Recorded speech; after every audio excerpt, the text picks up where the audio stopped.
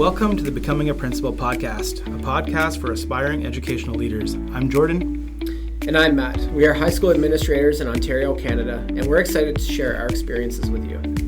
This podcast is designed to provide inspiration and support for educators considering leadership roles.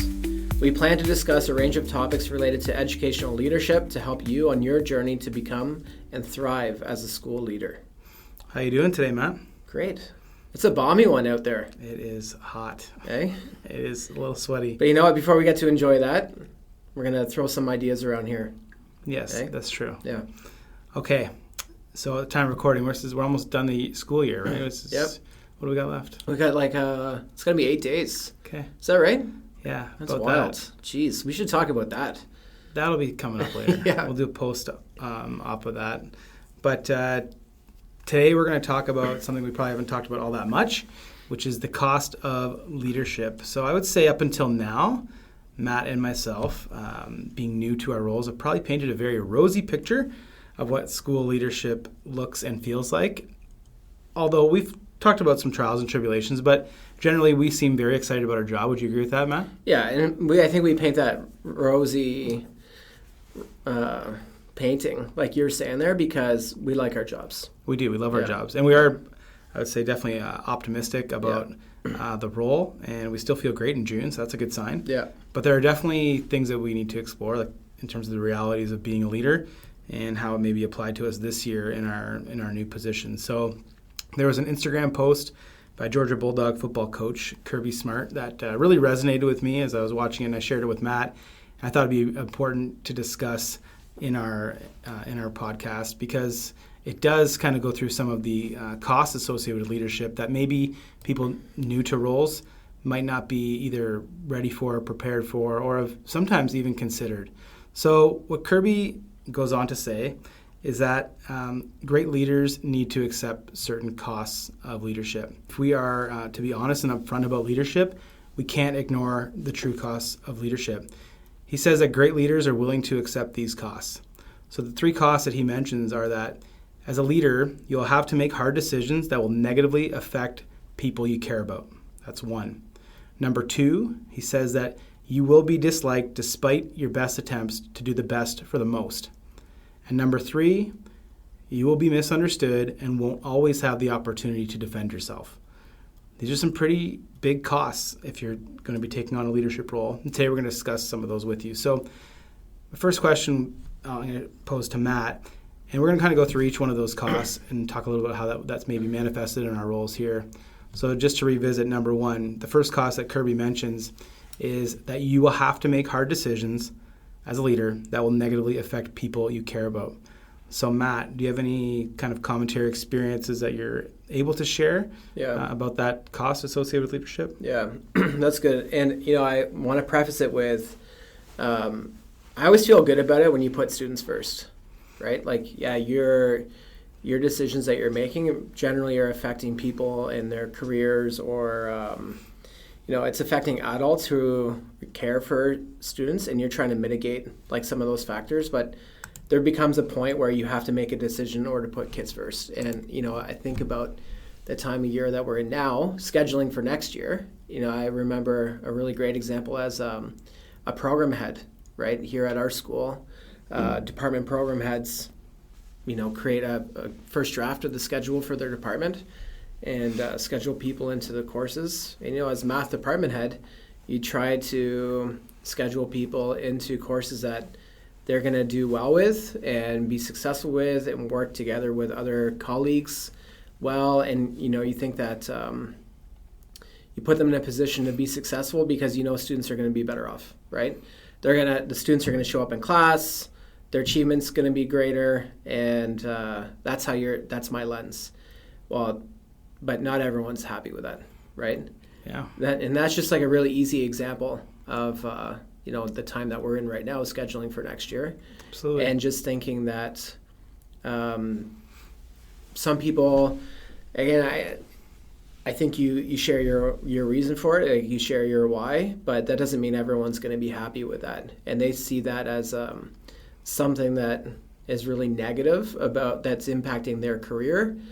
and they don't have the same lens as you do as you schedule for, like, you're thinking at a school level versus like one person in particular. And I think usually that's when it comes up, because you have the school thinking, you're zoomed out to look at a different layer than they are, and that's when these decisions are impacting other people they don't understand, right? Absolutely. I think maybe not everyone has the same perspective or seat in the decision-making process as we are able to have it sometimes. And I would say that if I'm going to kind of double down on what you said, is that really we have to do what's right. We're called to do what's right, but not necessarily right for each and every person. Yep. And we have to have our priorities lined up first. So if you, like you said, students are the priority, unfortunately that means that someone else's competing priority might have to take a back seat to that ultimate priority of student. Yeah. Right? And that's not easy sometimes to share with people because they have their own lens with which they're viewing the situation. But I think if we're able to continue to call back to what our true priorities are and make decisions based on those true priorities, then we can kind of live with ourselves going forward and make the best decisions possible, knowing that that's going to impact people and people that we care about. Yeah. And sometimes you have to make a tough call that is going to impact someone that you care about, but because you're making the right call, the absolute right call, not the right call for that person or the one that's going to fall in favor with that person, but the right call for the right reason.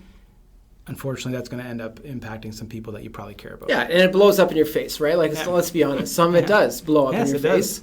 And maybe it doesn't even work out. And then that's the other piece, right? Like, you're making a decision that you think is the best based on the information that you have available, and you go with it.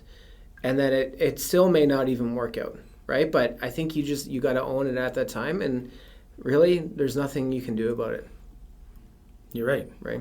Yeah, you just hope that people understand and still respect you professionally. Yeah. But not everything is going to be smoothed over. I guess that's the cost of leadership too. Yeah. Is that? Yeah, that's well said. It's like I think that's our tendency is to want to smooth things over. So like, you're good, I'm good, we're all good. But it doesn't always work out like that. Right. I think that is what Kirby Smart is describing as the cost of leadership. You have to be ready for that, because that's going to happen. Yeah. If you want to be a leader, worth it. It's worth it. So why don't you talk more about that? Because here the second cost from Kirby is you'll be disliked despite your best attempts to do the best for the most people.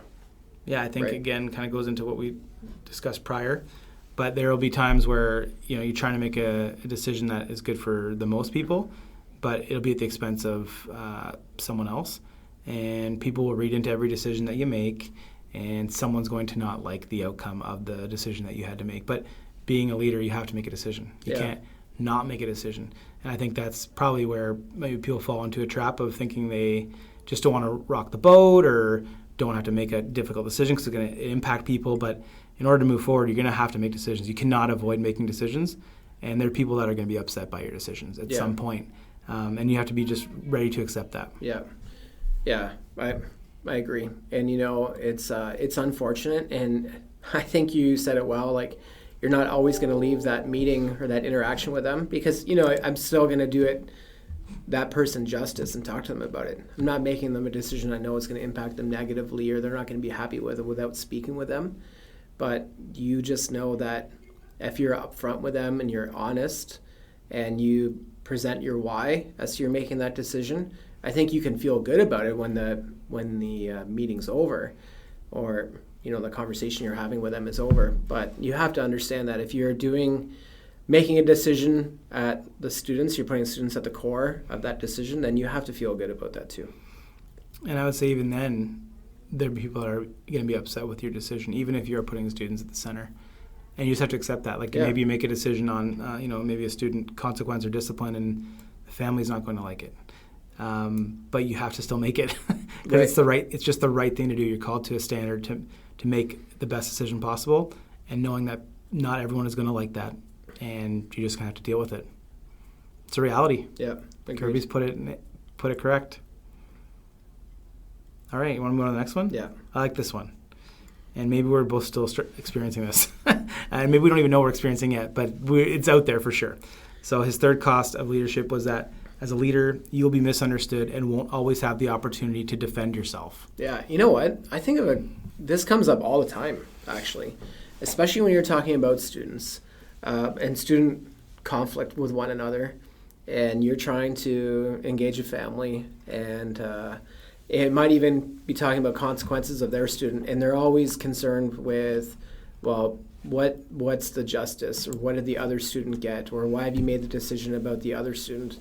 But they don't get to know, right? That just as how we wouldn't share information about their child with another family, like we're not sharing that information with them, right? So that's been difficult.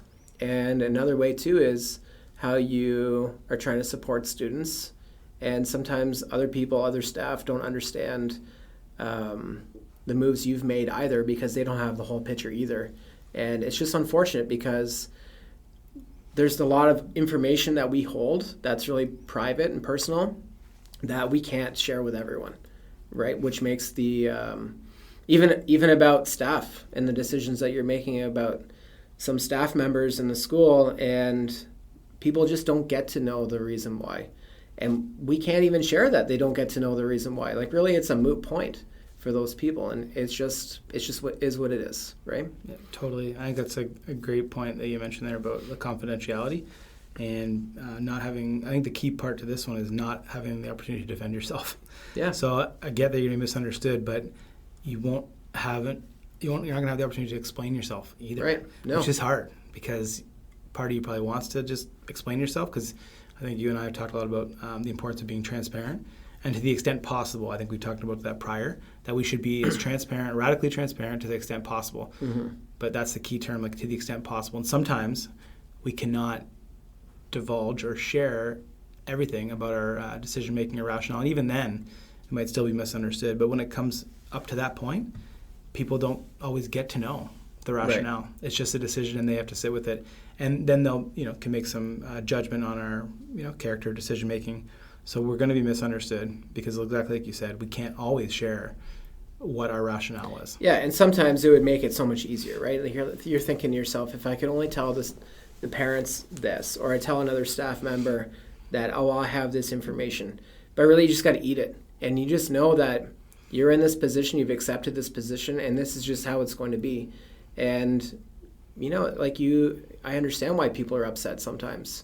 Yeah. But they don't have the information, and I can't tell them. That's right. So I have to understand that I'm just going to eat that. I'm not going to be able to defend myself, and it's just the cost of the role.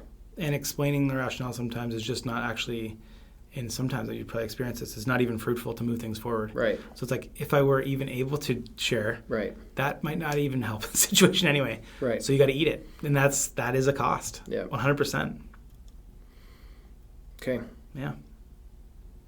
All right, Jordan. So moving along here. Yeah, move along. How can you prepare a future leader to accept these costs before becoming a formal leader? Yes, this is a tough question. I love these costs of leadership are very real, and I think it's hard to maybe fully feel them until you actually are in the seat of having to make that decision. But I would say there are some things that you can do. Like, if you want to get comfortable making some decisions that will impact people, I wouldn't just try and randomly try and make some bad decisions to impact people negatively. But in your own space, maybe it's that you are willing to call people to account, not afraid to, when you're collaborating, maybe set a standard that people might disagree with, and having that dissonance where people might be challenging you, and not being afraid to maybe set a standard, like I said, in your own domain. And being open to criticism on that. Sometimes when you separate yourself from other people or take an opposite stance, it allows you to kind of, I would say, experience some of these feelings that are the cost of leadership when you have to stand alone and make a decision. So that's one thing I could say people can do before they become a formal leader.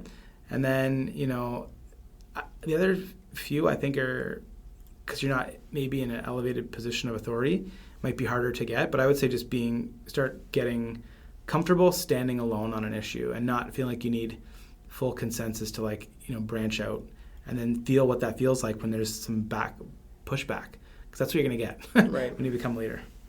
Yeah, and really, those are great ideas. I've just fall back on, think about what your philosophy of education is, right, or your personal credo.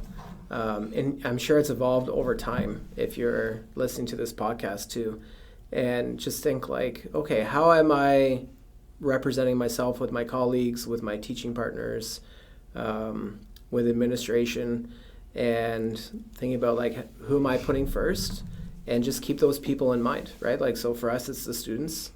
And, we see a lot that, happens all the time that I would say, like, in some areas, we have a culture of nice, right? Where we don't want to ruffle feathers. We just want to keep things easy and keep the workplace good and, continue to have a great relationship with our teaching partners. But if you fall back on that philosophy and what your beliefs are for students and start challenging people, like you said, I think that that's an easy way to get started, right? And knowing that you are going to have to stand alone sometimes and justify your position, but I bet you there's people out there who would be supportive of it too. That's great. And I would say, I like what you said there about based on your own philosophy of education or what is aligned with board practice and all that sort of stuff. Because, I wouldn't just take the opposite stance just to feel that feeling. Right. But if it's aligns with your convictions about what is right, then challenge yourself to speak your mind and challenge yourself to stand alone. If you know that what you're saying aligns with the philosophy of education that or where you're currently working, it aligns with the mission and vision of the organization, that you take a stand when people aren't maybe acting out that vision, right? Yeah. Those aren't easy things to do. No. But they can all happen in those small little departments or, conversations that we have on a daily basis, right? Thinking back to our time as teachers, we have a lot of interactions during the day, lots with our teaching partners. And I just think about those are opportunities to stand up for what you believe in and make sure that, we're going in that you're leading in a direction, even if it's just with a couple of other people that you think is best for students.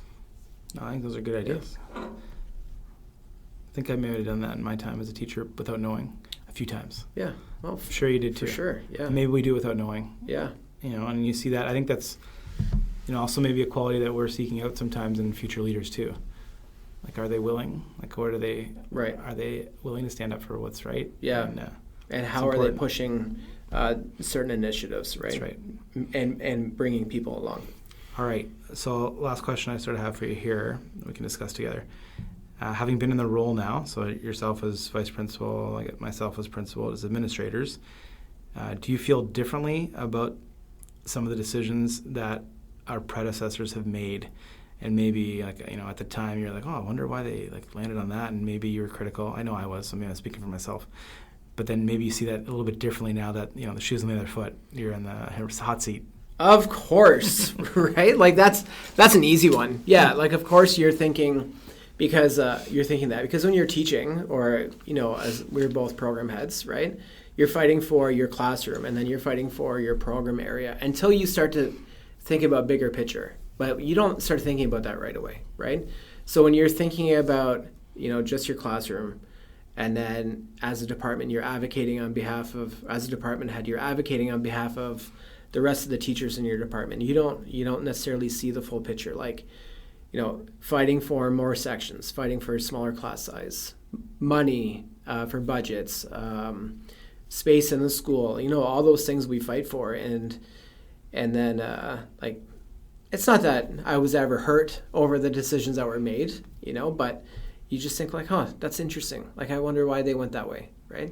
And you see it now, you didn't have all the information that was needed. That's right. Right. Yeah, I would say I agree 100% with that. I definitely think differently about some of the decisions were made that I may or may not have been critical about at the time.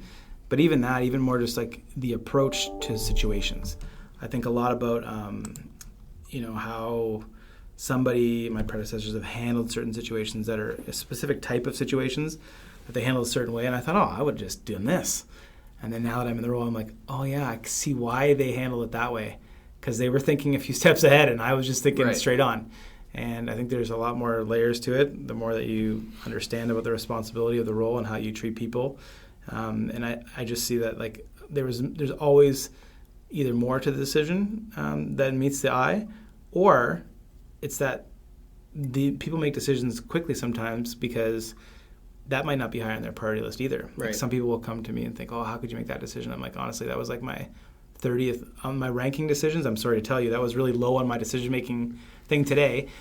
Clearly it impacts your job, but of the things I had to do, I didn't probably give it the same priority you did. Right. So I probably didn't put as much thought into it as they did either. Yeah. Whereas when I was on the other side of that, I thought, I've been thinking about this all day, but that person, now I'm thinking, that probably wasn't a big priority for them. Right. They were managing some things that were bigger, right, that were more important for the function of the school. But my issue was number 1 to me, but it was number 30 to them. Right. And I'm finding myself in some of those situations now as principal, where it's not on my priority board at the top, but it is for them. So let me put you on the hot seat now, because we talk about this at a school level, and now you're caught right between the staff and the students here at our school, yeah, and the central staff at our board, mm-hmm, right?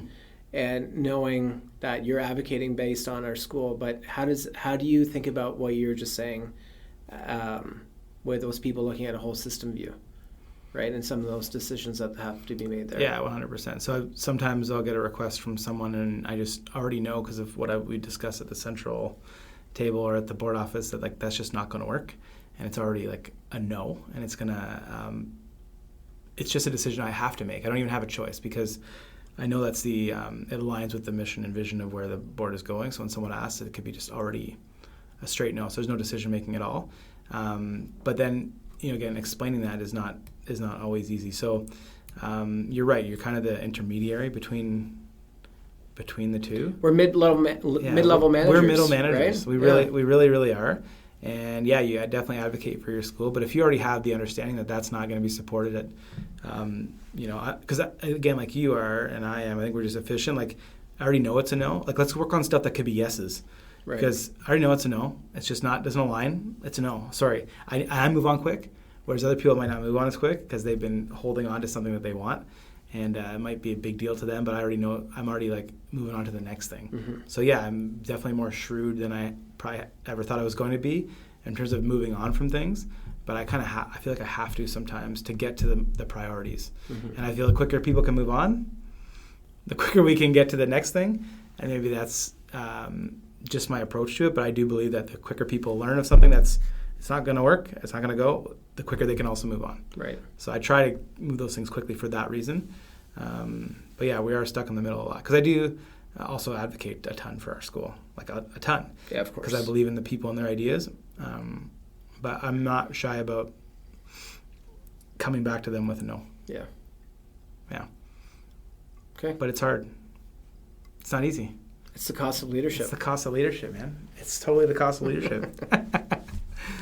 Thanks for listening to Becoming a Principal podcast. We're grateful for the time again that you spent with us, and we hope we've been helpful in some way to you. Be sure to check out our Instagram at Becoming a Principal podcast. Have a great day, everyone.